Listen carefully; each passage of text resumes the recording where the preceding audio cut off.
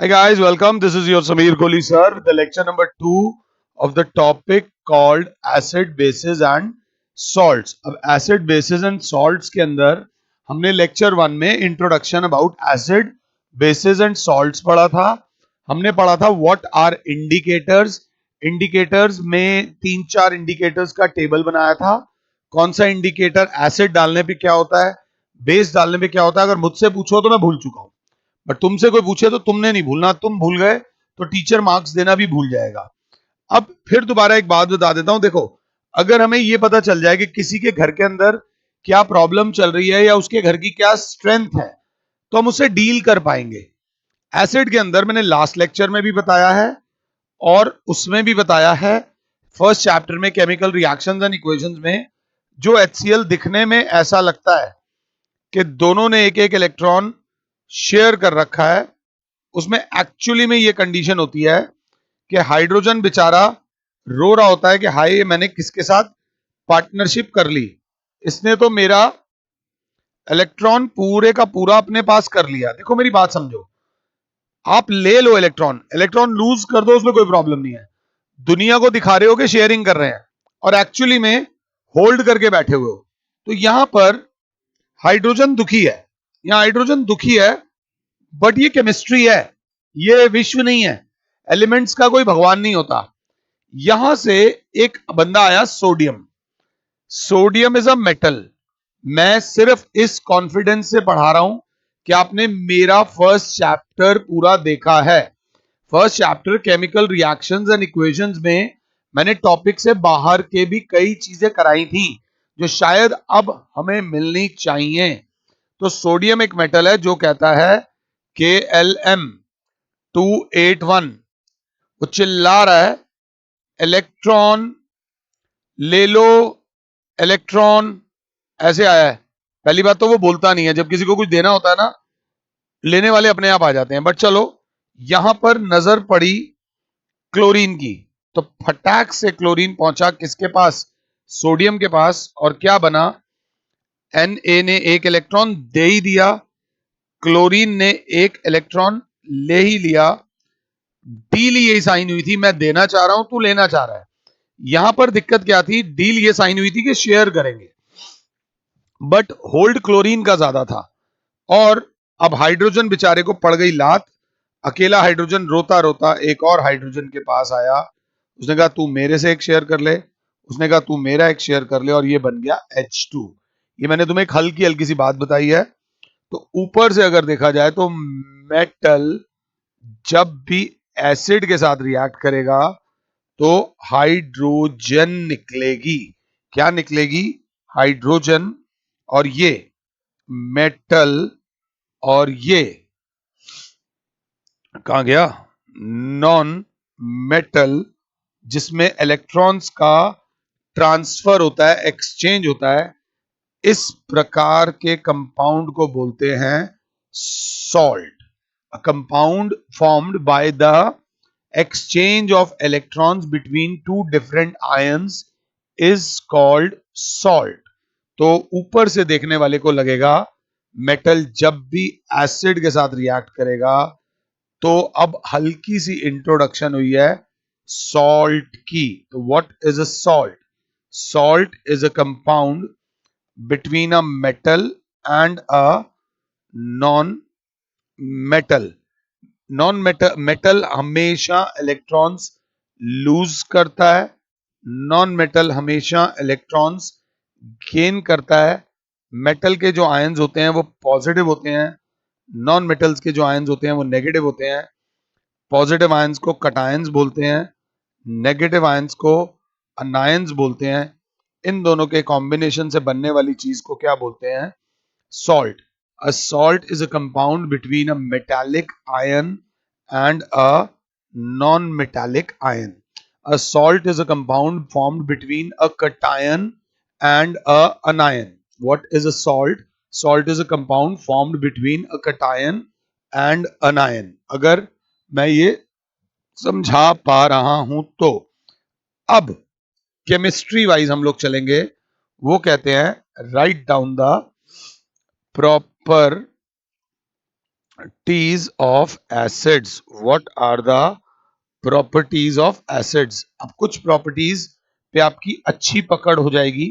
जैसे कि पहली प्रॉपर्टी बोली, acids have a sour taste. Acids खट्टे होते हैं, बट कभी भी टेस्ट मत करना, जानलेवा साबित हो सकता है. Second, acids turn blue litmus red. ये बात याद रख लेना, asset turn blue litmus red. अब रेड के ऊपर अगर पेन चला दूंगा तो गड़बड़ हो जाएगी. Number 2. Third, acid solutions, acid नहीं, acid solutions conduct electricity.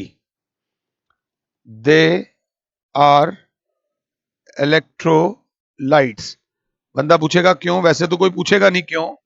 Because due to the presence of ions in them, that is H plus ions and negative ions. ions जहां होंगे, और ions के फ्लो को क्या बोलते हैं, electricity. The reason of electricity by acid solution will be explained later on. यहां पर भी उन्होंने लिखा हुआ है. अगला जो मैंने चैप्टर शुरू करने से पहले, मतलब इस लेक्चर को शुरू करने से कराया है, एसिड रिएक्ट विद मेटल्स. ये करते ही मैं भूल गया तो बच्चा बोलेगा acid react with metal to form salt and hydrogen gas. तो ये रिएक्शन बहुत इंपॉर्टेंट है. Acid reacts with metals to form salt. Salt word लिखा है इन्होंने, बस अभी लिखा हुआ है टू फॉर्म हाइड्रोजन गैस, जबकि हम लिखेंगे सॉल्ट एंड हाइड्रोजन गैस. इसका एग्जांपल उन्होंने दे रखा है, metal plus acid gives salt plus hydrogen gas. एक एग्जांपल दे रखा है, जिंक प्लस H2SO4.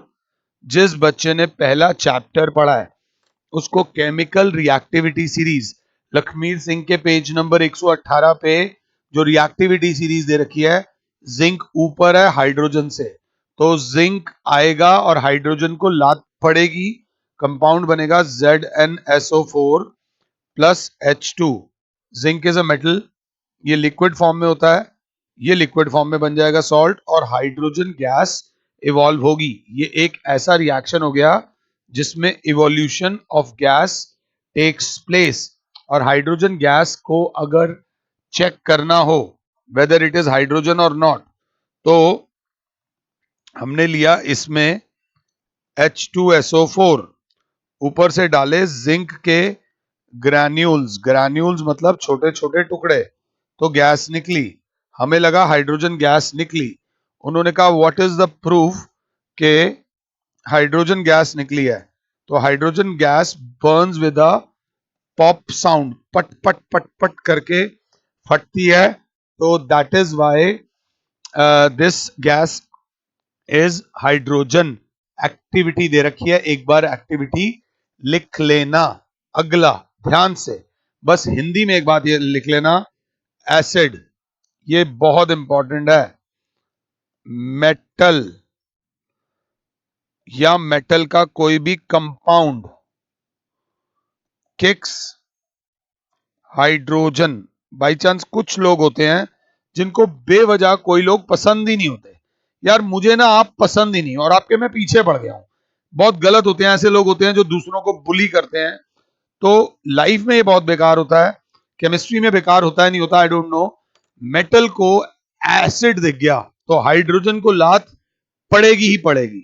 मेटल को या मेटल के किसी कंपाउंड को कहीं पे हाइड्रोजन दिख गया, वो हाइड्रोजन के पीछे जाएगा और हाइड्रोजन को बाहर फेंक देगा. बाकी चीजें कहीं भाड़ में, मतलब भाड़ in the sense, I am sorry ऐसा बोल रहा हूं, बाकी चीजें कहीं पे भी जाएं. जैसे कि अगला रिएक्शन बोल रहा है वो पांचवी property, acids react with metal carbonates और मेटल बाइकार्बोनेट्स टू फॉर्म, अभी देखते हैं क्या है। तो हमने लिखा, हमने एक एसिड लिख दिया HCl, यहां पे लिख दिया Na2CO3। अब Na2CO3 में जो Na है वो मेटल है, Na2CO3 का क्या हाल है, Na प्लस CO3 माइनस 2, इसका H प्लस और Cl माइनस 1। अब मेटल के माइंड में बस ये है कि मुझे लात मारनी है हाइड्रोजन को, तो हाइड्रोजन को लात तब मारूंगा जब मैं रिएक्ट करूंगा इसके साथ। तो ये बन गया NaCl प्लस। अब अकेला H, ध्यान दे लीजिएगा, यहां बैठा हुआ था और यहां CO3 आया, तो H ने इससे कहा भाई साहब एक O दे दो, एक O दे दो, तो मैं बन जाऊंगा H2O, हाइड्रोजन के दो मॉलिक्यूल्स लेकर H2O, और CO3 बन जाएगा CO2, CO3 बन जाएगा CO2।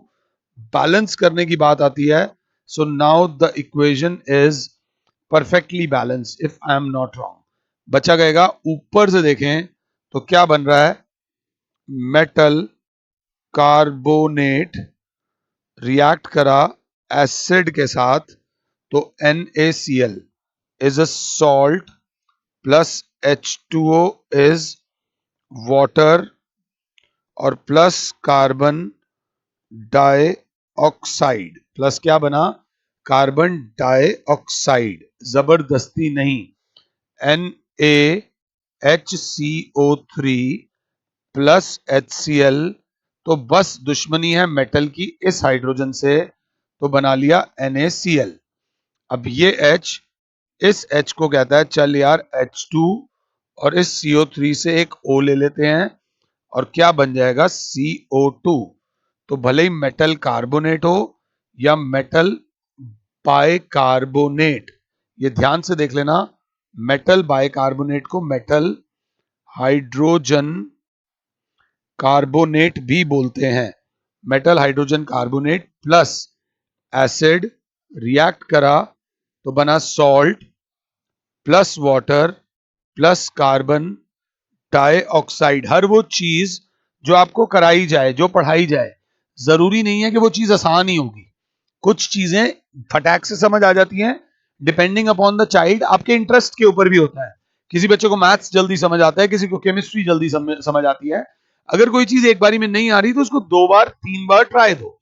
अगर ये मुश्किल लगा, इन दोनों इक्वेशंस को सामने जहां भी पढ़ते हो उसकी दीवार पे ये वाला रिएक्शन लिख लेना। ये 5वां रिएक्शन था, 5वीं प्रॉपर्टी थी। छठी प्रॉपर्टी जो कि बहुत इंपॉर्टेंट है, एसिड्स प्लस बेस, पता नहीं क्या बनेगा, एसिड्स प्लस बेस, एसिड लिया HCl, बेस है NaOH।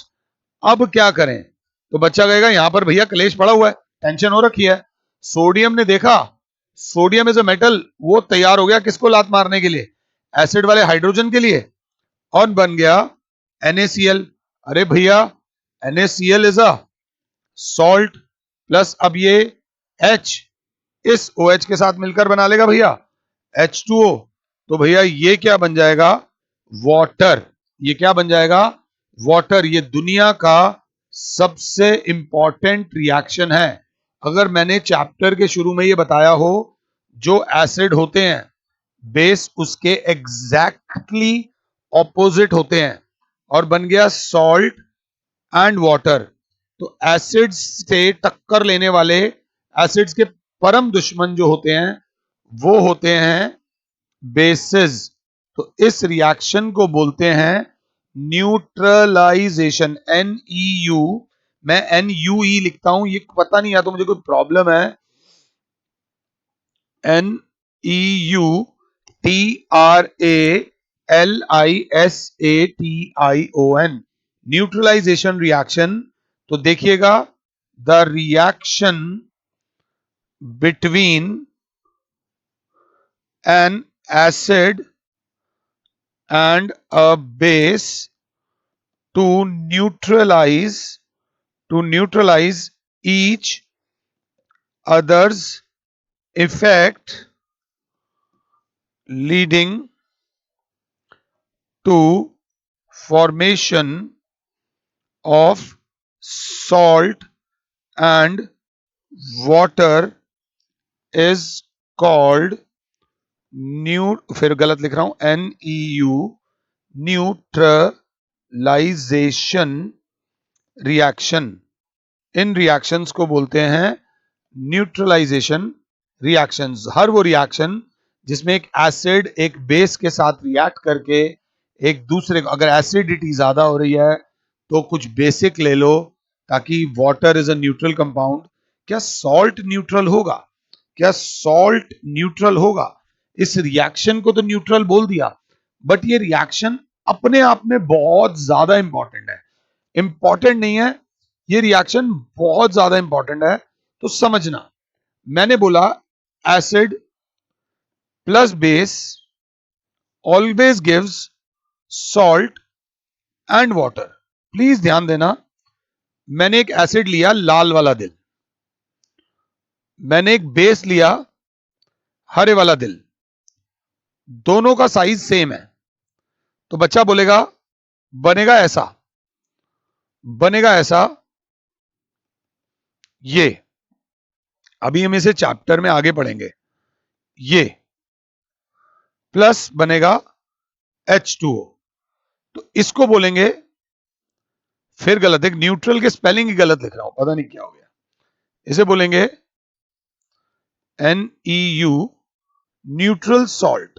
ठीक है, मगर अगर एसिड, सपोज करो एसिडो स्ट्रॉन्ग, बड़े वाला दिल, कंसेप्ट को समझना, एक दूसरे का इंपैक्ट को कैंसिल तो करेंगे। भाई मेरी बात सुनो, एक ताकतवर आदमी एक कमजोर आदमी से लड़ेगा तो ताकतवर आदमी कमजोर आदमी को 10 घूसे मारेगा, बट कमजोर आदमी भी तो एक ताकतवर आदमी को एक आधा घुसा तो मार ही सकता है ना। तो ये प्लस ये, अब इसको कैसे देख रहे हो? यहां पर आप देख रहे हो कि सर यहां पर आ रहा है strong acid plus weak base, बनेगा अभी भी क्या? सॉल्ट। मगर कैसा सॉल्ट? ध्यान से, ये वाला जो सॉल्ट होगा, बड़ी जान लगा के पढ़ा रहा हूं, ये सॉल्ट जो होगा थोड़ा ऐसा होगा, इसमें बेस कम था, निकलेगा साथ में H2O, तो इस वाले सॉल्ट को बोलेंगे acidic salt. Reaction neutralisation reaction है, बट इसमें ज्यादा इंपैक्ट एसिड का है। क्या मेरे डायग्राम्स कंप्लीट हो गए? बच्चा कहेगा नहीं सर, एक और डायग्राम रहता है आपका, ऐसे वाला, थोड़ा और बड़ा कर लो। इतने छोटे दिल, हमारे सारे दोस्तों के दिल छोटे हैं ऐसा मुझे लगता है, हो सकता है मुझे गलत लगता हो। प्लस ये, इसको आप कैसे देखोगे? आप इसको देखोगे strong base plus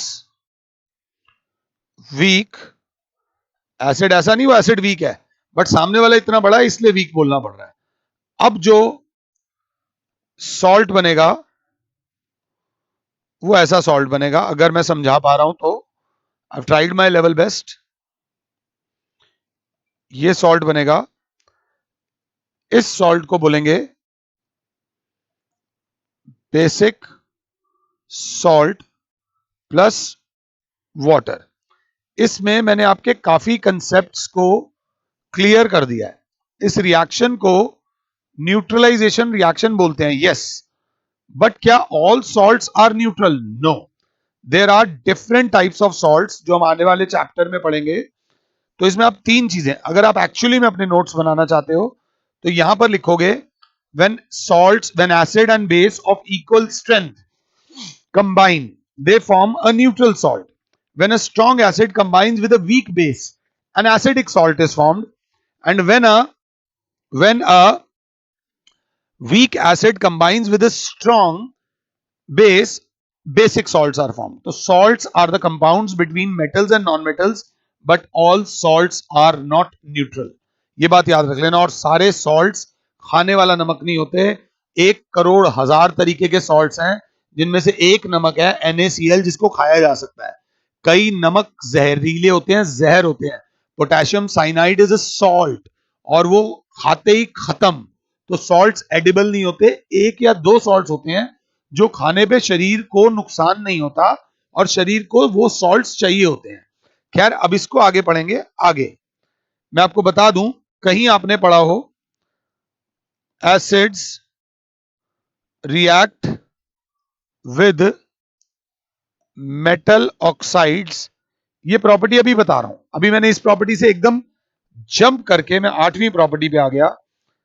acids are corrosive in nature. ये एक सीरियस टॉपिक है. इस टॉपिक को ध्यान से देख लेना. Mineral acids cause severe burns on the skin and attack and eat up materials like cloth, wood, metal, structures and stone work. जो ताजमहल की ऊपर से स्किन काली काली हो रही है, वो इस वजह से हो रही है कि आसपास माइनिंग इंडस्ट्रीज हैं, जहां पर एसिडिक गैसेस निकलती हैं. एसिडिक गैसेस जब बादलों में चली जाती हैं तो एसिड रेन की फॉर्म में आती हैं. तो वो एसिड जब मेटल के उस सरफेस पे गिरता है, संगमरमर पे गिरता है, तो उसके साथ रिएक्ट करके कंपाउंड बनाता है जो कि काला काला होता है, जिसकी वजह से ताजमहल की शाइन खत्म होती जा रही है. So they are said to be corrosive. ये बात याद रख लेना. Most of the mineral acids are never stored in metal containers. Acid को कभी भी मेटल कंटेनर में स्टोर नहीं करेंगे. सारा का सारा एसिड मेटल के साथ रिएक्ट कर जाएगा और वो मेटल का कंटेनर पिघल जाएगा. Strong bases are also corrosive. ये यही लिख लेते हैं. करोसिवनेस इसलिए नहीं है क्योंकि आप एसिड हो. करोसिवनेस इसलिए है क्योंकि आपका नेचर है. तो strong bases are also corrosive.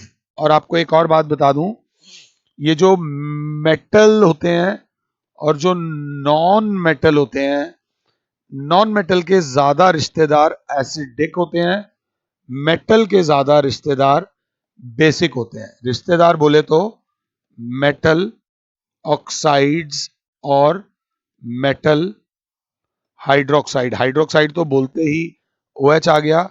इसमें बोलूं तो नॉन मेटल ऑक्साइड्स, मोस्टली नहीं, नॉन मेटल ऑक्साइड्स एसिडिक होती हैं. एसिड नहीं होती, एसिडिक होती हैं. एसिडिक नेचर होता है. हम प्रधानमंत्री नहीं बन सकते, बट हम अपने प्रधानमंत्री को सपोर्ट करते हैं. दैट इज, हम चीफ मिनिस्टर नहीं बन सकते, बट हम अपने चीफ मिनिस्टर को सपोर्टिव करते हैं, या अब उनके अगेंस्ट होते हैं, डिपेंड करता है. नॉन मेटल ऑक्साइड्स में कार्बन डाइऑक्साइड, SO2, NO2, ये सब नॉन मेटल ऑक्साइड्स होती हैं. अब बोल रहा हूं तो थोड़ा थोड़ा और बता दूं, या फिर इसकी एक्सरसाइज, फिर न्यूट्रल की स्पेलिंग गलत, NEU, न्यूट्रल ऑक्साइड्स होती हैं. न्यूट्रल ऑक्साइड्स में कार्बन मोनोऑक्साइड और वाटर. सर अभी ये सब क्यों इतना करा रहे हो? ये अभी नहीं करा रहा. I am just preparing for the future. ये मेटल्स एंड नॉन मेटल्स का बहुत इंपॉर्टेंट टॉपिक है. अब metal oxides are basic in nature. तो सर आपने एक प्रॉपर्टी मिस कराई हुई है, acid reacts with metal oxide. तो बच्चा बोलेगा एसिड प्लस मेटल ऑक्साइड, और आपने बोला है कि metal oxides are basic in nature, तो हमेशा क्या बनेगा? सॉल्ट प्लस वाटर ही बनेगा. तो क्या बनेगा? To give salt and water. To give salt and water. जैसे कि HCl प्लस मेटल ऑक्साइड में CuO, तो ये कॉपर हाइड्रोजन के साथ हटाएगा और बन जाएगा CuCl2 प्लस H2O। इसको थोड़ी सी हीट देनी पड़ेगी, इतनी आसानी से वो उसे हटा नहीं पाएगा, तो थोड़ा सा ध्यान दे लेना। ये एक्वस होता है, ये सॉलिड होता है, ये एक्वस बना, और water is liquid at room temperature. ये करने के बाद मैंने आप लोगों को एसिड्स की प्रॉपर्टीज कराई हैं। ये करने के बाद मैंने आपको एसिड्स की प्रॉपर्टी कराई है। अब जरा ध्यान से देखना, ये प्रॉपर्टीज जिस भी दिन आप ये लेक्चर देख रहे हो, जिस भी टाइम आप ये लेक्चर देख रहे हो, उस दिन की डेट ले लेना और 15 दिन आगे की डेट ले लेना। इस लेक्चर को आज के दिन और आज से 15 दिन बाद एक बार और देख लेना। दोबारा पढ़ना भी नहीं पड़ेगा, मैं गारंटी देता हूं। आप पढ़ाई में जैसे भी हो, आपको चीजें याद दिलाने की जिम्मेदारी हमारी है। और इसी को अगर एग्जाम्स में दिसंबर जनवरी में या एग्जाम डेज में एक बार देख लोगे तो it will be very very beneficial. ये सब करने के बाद हमसे सारी रामायण ऑलमोस्ट खत्म होने वाली है, तो वो बोलते हैं what do all what do all acids have in common. What do all acids have in common. अगर क्लास 7 है तो क्लास को बता दूं, HCl को जब पानी में डालते हैं, दैट इज एक्वस, तो it produces H plus ions and Cl minus ions. H2SO4 aqueous को जब पानी में डालते हैं तो it plus produces H plus ions plus SO4 minus ions. जब हम कुछ भी ले लो, कोई और ले लो, HNO3 को पानी में डालते हैं तो it produces H plus ions and NO3 minus ions. CH3COOH organic acid को पानी में डालते हैं तो it produces CH3COO minus plus, ये थोड़ा सा एक मिनट बस, प्लस H प्लस आयंस। तो हमारा जो टॉपिक है वो है what do all acids have in common. तो देखा जाए यहां तो कुछ कॉमन नहीं आ रहा, यहां भी कुछ कॉमन नहीं आ रहा, सिर्फ एक ही चीज कॉमन आ रही थी, ये। अब जरा ध्यान से देखना। So all the acids release hydrogen ion H plus ion on ionization in water. So what do all acids have in common? All the acids produce H plus ions when dissolved in water. ये बात याद रख लेना। इसी में एक और है, the aqueous solution of glucose। जैसे कि ग्लूकोज का फॉर्मूला C6H12O6 होता है, ये भी पानी में घुल जाता है। आपको अल्कोहल C2H5OH, ये भी पानी में घुल जाता है, but they are not acids because they do not produce H plus ions. तो एसिड्स की खास बात क्या होती है, ये पानी में जाकर H प्लस आयंस बनाते हैं, ये याद रख लेना। और एक और बात, पानी बेचारा बड़ा न्यूट्रल है, पानी अपना मस्ती में से चल रहा है। पानी में जैसे ही HCl कूदा तो पानी तो अपना सही चल रहा है, ये H प्लस आयंस और ये बन गया Cl माइनस आयन। ये जो H प्लस आयन है, ये इस पानी को बोलता है कि आ जाना यार मेरे साथ मिल जा। वो कहता है मैं तो न्यूट्रल हूं, मैं तो किसी में भी मिल जाऊंगा। तो ये जब H प्लस आयंस इसके साथ कंबाइन करता है, they form H3O, H plus H2, H3O plus, इसको बोलते हैं हाइड्रोनियम आयन, जिसमें एक्चुअली में इंपैक्ट किसका होता है, H प्लस आयंस का। तो ये भी लिख सकते हो ध्यान से, acids when dissolved in water form hydronium ions. Hydronium ions मतलब H3O प्लस आयंस, ये भी लिख सकते हो। कुछ बुक्स में ये भी कराया गया होगा। अब जरा ध्यान से, 5 मिनट भी नहीं लगने, ध्यान से ऐसी पंगे ले रहे हैं। ये एक्टिविटी है जो आप सबको एनसीईआरटी से एक बार जरूर लिख लेना। This activity is important. हमने लिया,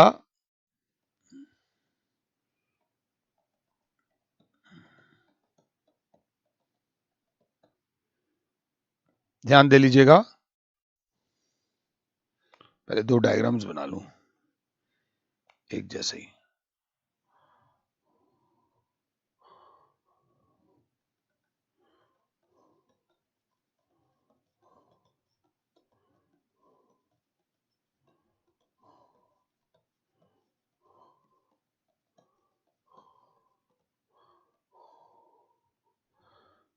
यहां पे रखा कॉर्क वुड वाला,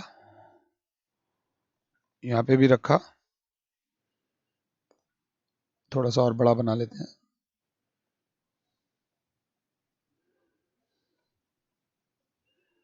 इसके ऊपर 2 आयरन नेल्स रखी, आराम से पंगे ले रहे हैं। आपको जब तक मैं डायग्राम बनाऊंगा वैसे ही चीजें समझ आ जाएंगी।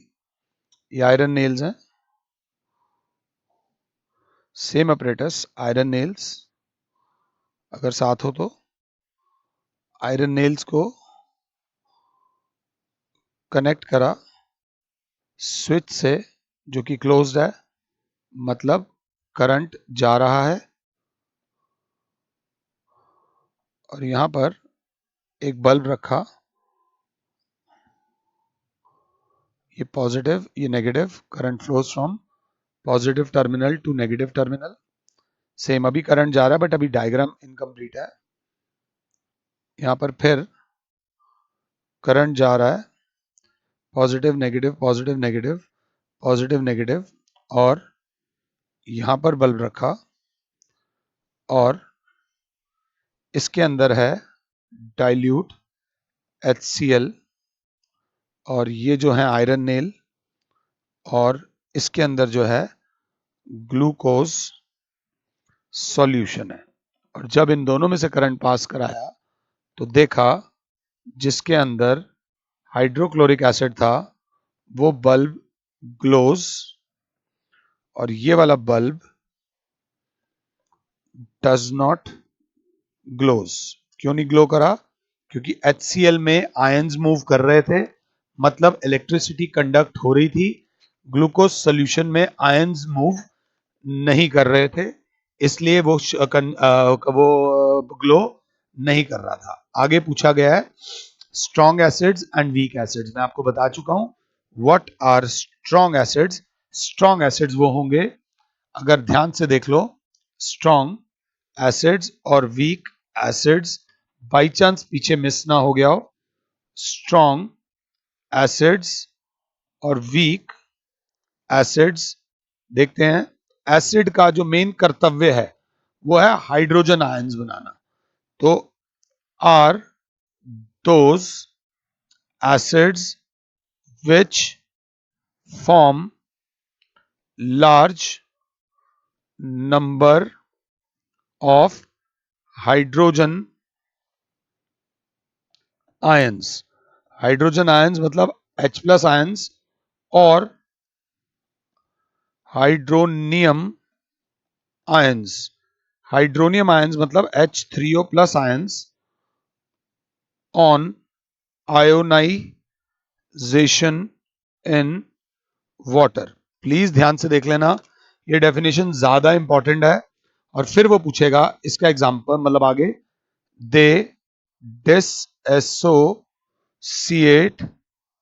कंप्लीटली इन वाटर, और इसका लिखेंगे mineral acids are generally strong acids, और एग्जांपल में H2SO4, HCl एटसेट्रा। इसके एग्जांपल में CH3COOH, tartaric acid etcetera.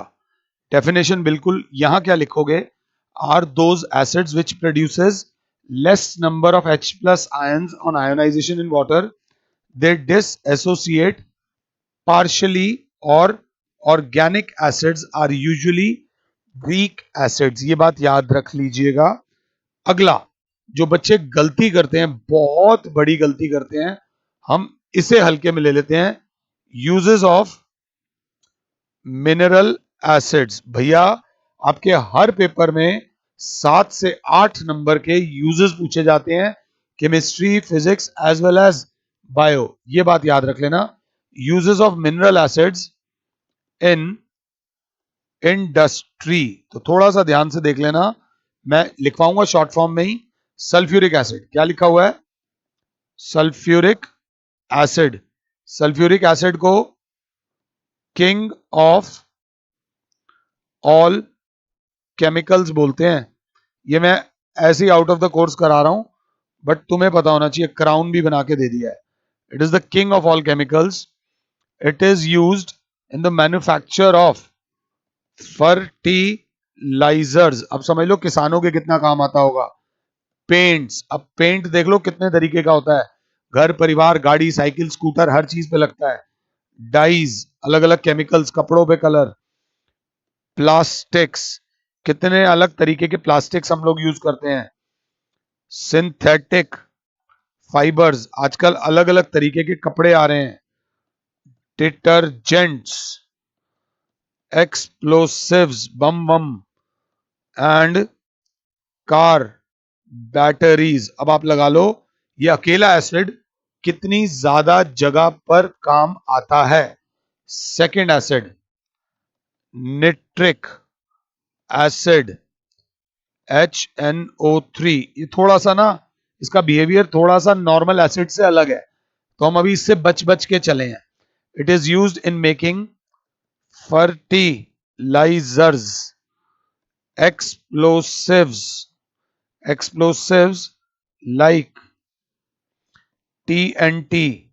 Trinidad and tobacco नहीं है, ट्राई नाइट्रो टोलुइन.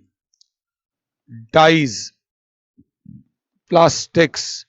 थोड़ा ध्यान दे लीजिएगा. Number 3, hydrochloric acid is used for removing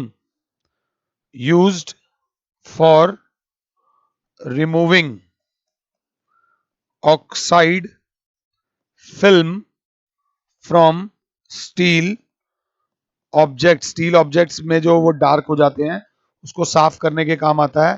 it is also used in dyes, textile and leather industry. ये कराकर मैंने आपको एसिड्स खत्म करा दिया. नेक्स्ट लेक्चर में बेस पढ़ेंगे. अब चीज आसान होती जाएगी. देयर विल बी टाइम्स जब चीजें मुश्किल भी होंगी, मैं नहीं कह रहा आसान ही होंगी. There will be times when चीजें मुश्किल भी होंगी, बट फिलहाल चीजें आसान होती जाएंगी. In the next lecture we will study about base and their properties, और उससे अगले लेक्चर में we will study about salts. उससे अगले लेक्चर में we will study about some important chemical compounds. फिलहाल के लिए और Sameer sir is saying you good bye. मुझे बहुत मजा आया है ये चैप्टर कराने में, मुझे बहुत मजा आता है. आई होप जितना मजा मुझे आ रहा है उससे आधा मजा भी अगर आपको पढ़ने में आ रहा है, so I will be thankful. फिलहाल के लिए Sameer sir is saying you good bye. God bless all. जय माता.